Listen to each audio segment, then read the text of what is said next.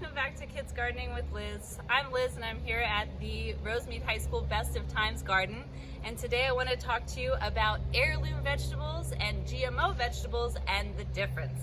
So an heirloom, if you've seen them at the grocery store, just means that that variety of fruit or vegetable has not been bred or changed for at least 50 years, and quite often it's much longer. So that means they haven't been changed or bred with any other species for hundreds of years.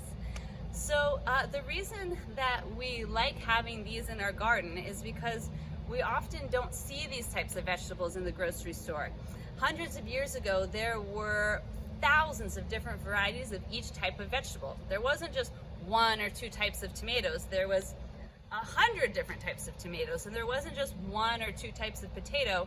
There was several thousand types of potatoes.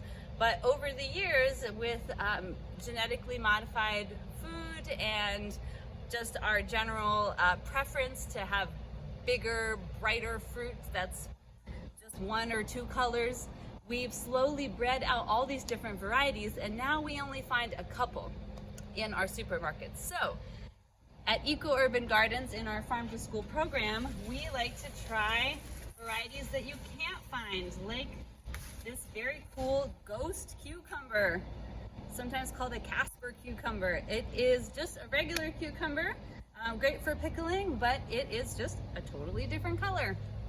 It's one example of an heirloom variety.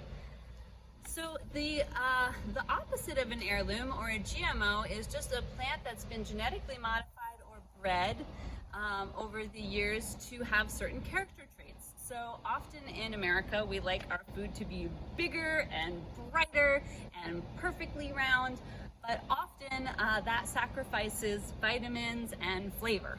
So when you travel abroad and you go to other countries, you most likely will find that the fruits and vegetables are smaller, more different variety of shape and color, and they probably taste a little better.